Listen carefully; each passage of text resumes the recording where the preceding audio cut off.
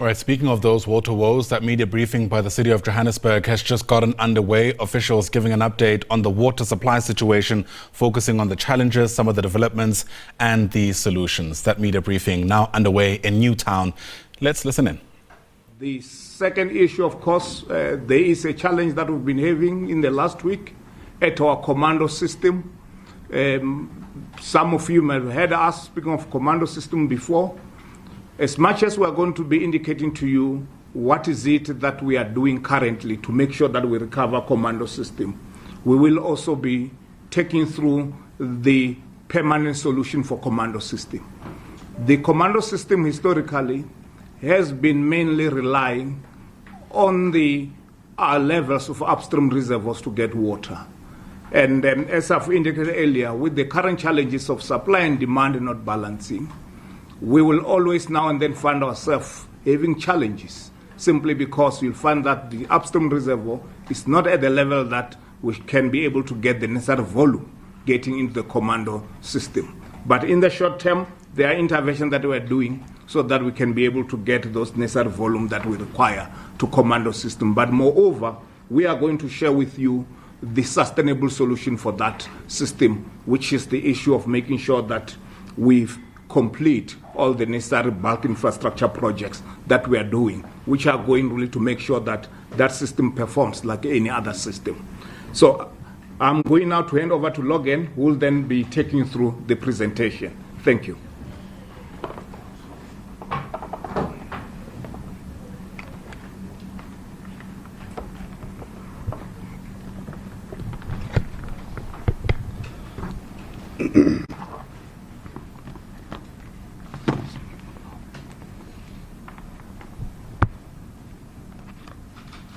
Thank you, MD, and good morning, colleagues.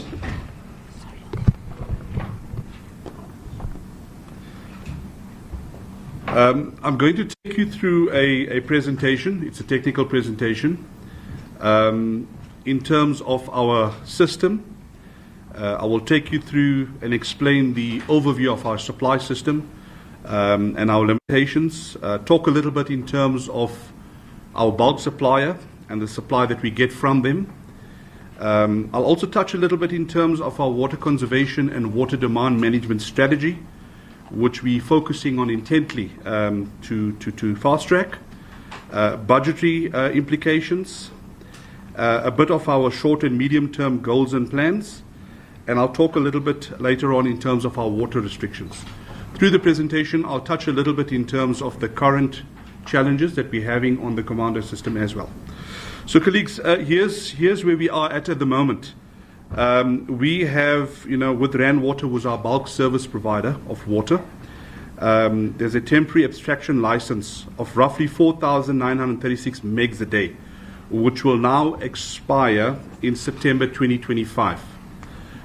Like any other municipality, we're governed by license agreements and certain statutory requirements. So a permanent abstraction license of 4383 megalitres a day will be effected from October 25 until 2028. The license might be reviewed when the Lesotho Highlands project comes into operation, roughly around 2028. The City of Johannesburg, Joburg Water specifically, we have a current average consumption of 1,750 megalitres per day, mega being million litres. And the intention that Rand Water will supply us with 1,600 megalitres a day from 1st December to 2024. So you can see already we currently extracting 1,750 megs a day. Rand Water will obviously, limit that to 1,600 megalitres per day from the 1st of December 2025. So there's a gap. There'll be a further reduction of supply down to 1,550 megalitres a day between February 25 and April 2025. Then gradually it will be reduced to 1,356 megalitres a day by September 2025. Now, in that very reduction of supply, in order to better manage systems, you will see that there is already a gap in terms of what we currently consume and where we need to be. Now, I will explain that in terms of the graph that's positioned on the slide. The pattern that you see is the flow profile that means the consumption. And you can see it varies, but pretty much averaging around 1750 megs per day. The green line below that is our temporary license. That is where we are now going to move into. And the red line below is the ultimate. So that's the permanent license agreement of 1356. So colleagues, in this particular graph, you can see where we are in the blue line, where we are aiming to be shortly, or we need to be in the green, and ultimately within the confines of the red. So there's a lot of work that needs to be done between the two, and I'll explain to you our mitigation plans to get to that. In terms of our interventions, we've stepped up our game. There's aggressive interventions that we've already started in place. Some of the initiatives are the permanent reduction of water supply to prepaid and deemed consumption. That's already in place. We do that typically by, throttling and closing of certain high demand areas within that area. There's also scheduled water restrictions, which we've started to implement as at 8 November 2024, which we've communicated quite extensively in terms of reducing the demand. In terms of our repairs and maintenance, we have a strategy that we've implemented to improve our turnaround times from 48 hours to 24 hours. Now, when you note that 48 hours, that's currently in terms of our service standard. But in the main, look, we operate slightly below that. It's not always that we go, within 48 hours or above that. There are certain cases, but in order to get to 24 hours to reduce our losses specifically and our turnaround times to improve, we are now in process of speeding up procurement contracts for repairs to pipelines, critical materials that we want to stock up in stores in addition to what we currently have. And then obviously there's a labor component. These are manned jobs, so we are looking at reallocating extra budget for overtime and so forth. And then there's supplementary services. We have steel pipelines in our system. Not all repairs are plastic pipes or HDP pipes or AC pipes for that matter. We're procuring additional welding services because in CBD specifically and parts of Old Rudaport, there's steel pipelines that are compromised. They require welding and fabrication. In addition to that, we are procuring additional 10 TLBs.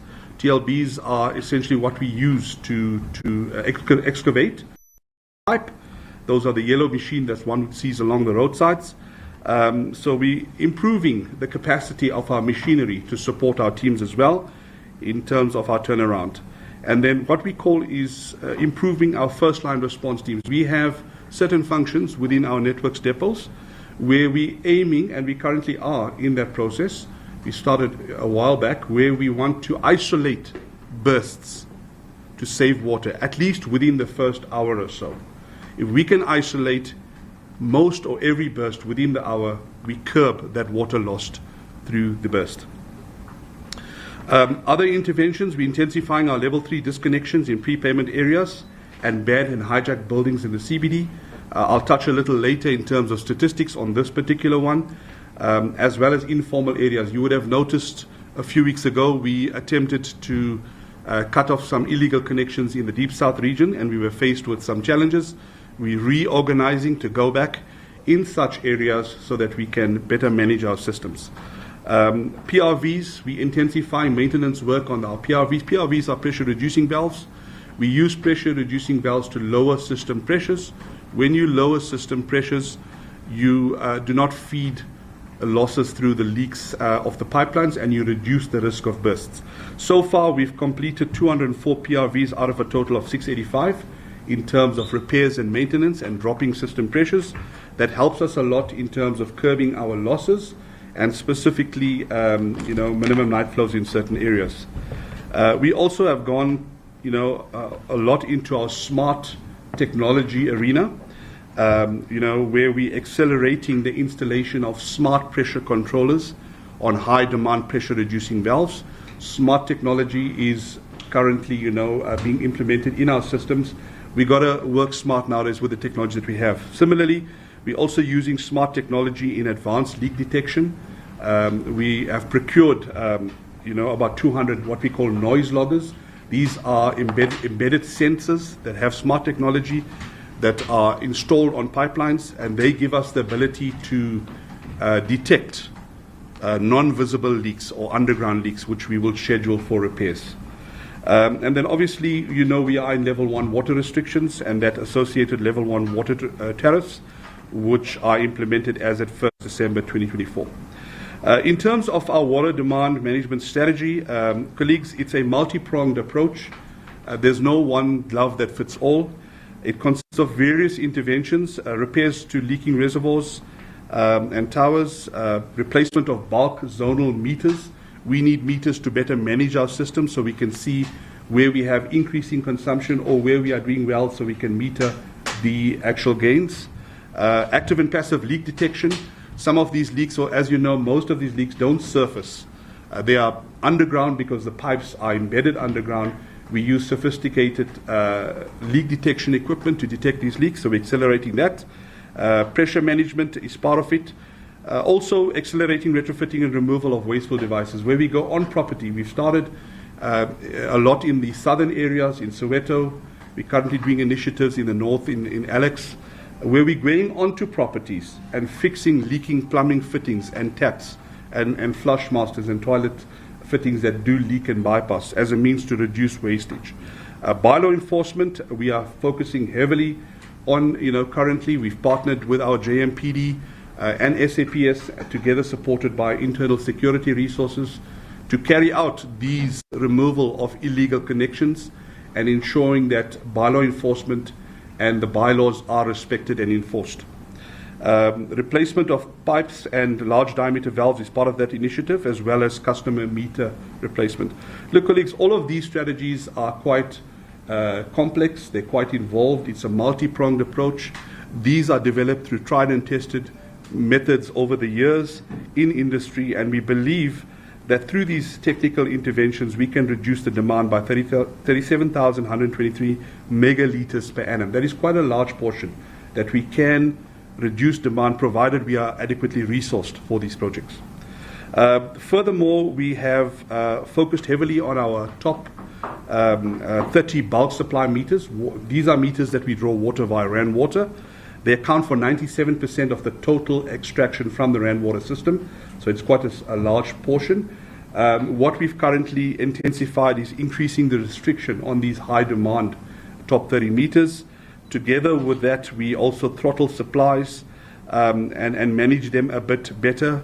You'll see, doing night closures and throttling of high demand areas as a means to reduce minimum night flows, so inadvertently reducing our system losses and better capacitating our reservoir systems. Together with that, we're targeting, heavily on bylaw enforcement. We're doing a lot of disconnections, a lot of credit control interventions, as well as removal of illegal connections into our system, all which draw our system's capacity down in a negative manner. There's obviously enhanced customer service engagements in terms of comms and stakeholder. That's ongoing.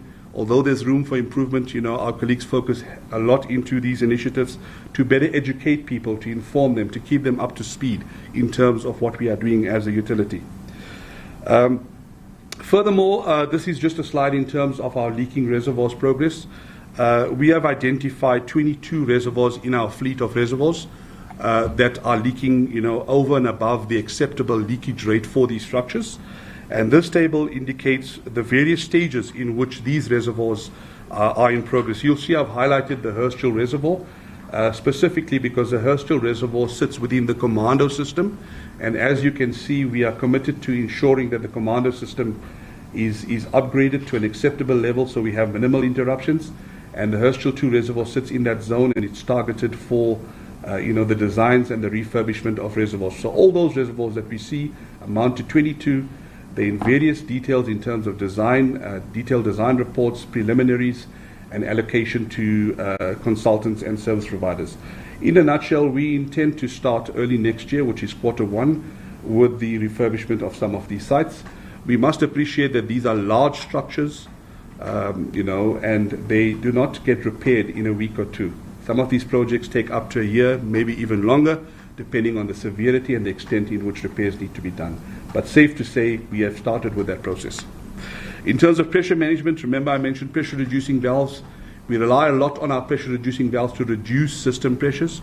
By reducing system pressures, we reduce our losses through leaks and compromised pipelines.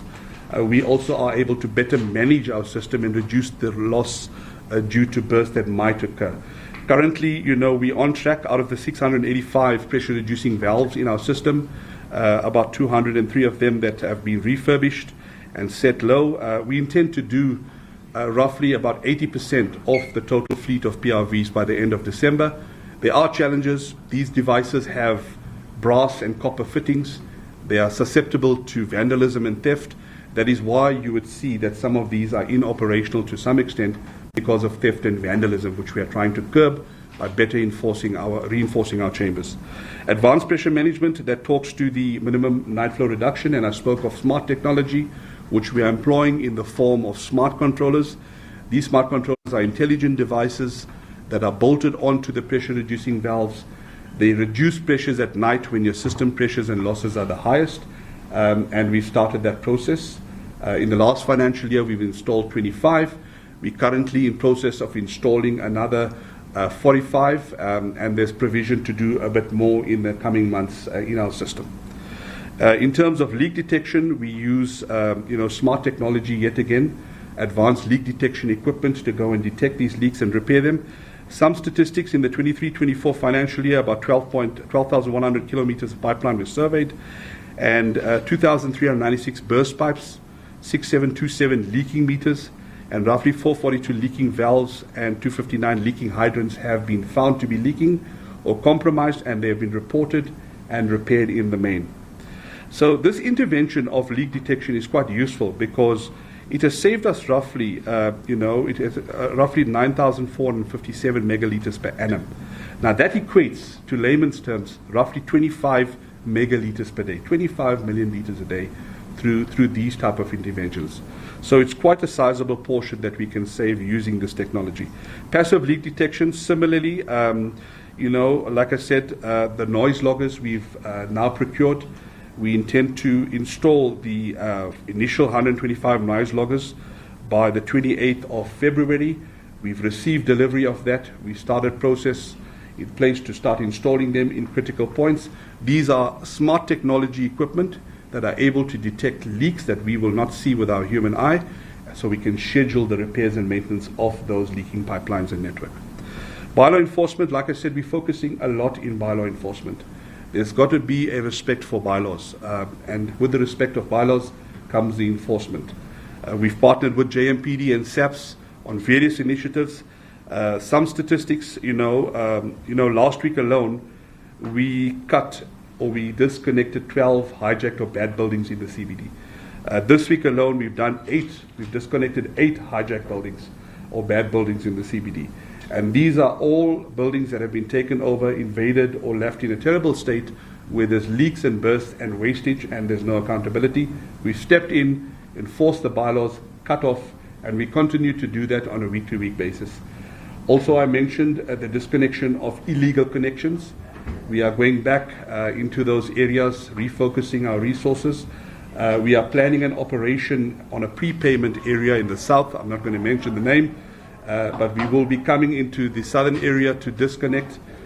We do not choose whether it's north, south, east, and west. What we look at is we look at our books and we look at where there's default in terms of payments, and we go in. It can be in any area, whether it's a low income or a middle income or high income. It exists throughout all areas, and we target those. In terms of the Commando system, colleagues, I think this is the current challenge that we are facing with the Commando system. I just want to give an overview. The Commando system was, yes, we do understand there's been ever so often interruptions on the Commando system. That's something that we are all aware of, and there's plans in place, which I will explain on the preceding slides, which consists of short and medium-term plans. But roughly, this issue that we currently sit with the Commando system, namely the Hursthill, Brixton, and Crosby reservoir zones, it started roughly around the 17th of November. Our sister utility, City Power, had to do some much-needed maintenance work at the electrical substation at Eikenhof. This is much-needed maintenance. If maintenance is not done and we don't allow the engineers space to do maintenance, the reliability of the equipment becomes minimal, and that is when we have more frequent failures. So they were afforded the opportunity to do the much needed maintenance work on the City Power Iconoff substation. And in that process, on the 17th, it impacted Rand Water's Iconoff pumping station, because Rand Water's Iconoff pumping stations draws electricity from City Power's Iconoff substation. Since then, we noticed that our systems on the Joburg Water side, as well as the Rand Water side, were impacted quite negatively. The Commando system was the most impacted because it's the most sensitive. There were other systems that were impacted, roughly your Randburg-Roodepoort systems and your Soweto systems, and some of our central region systems. But the Commando system, being the most, or one of the most sensitive, was impacted the most and takes a long time to recover. We instituted various interventions in place. Some of them included throttling and closures of high demand areas, night closures of reservoirs, but you would notice that the recovery has been slow. One of the reasons recovery is slow on this system, demand has been high, and notably so, we must appreciate that the weather conditions have been quite hot. That has contributed to the system taking slow to recover.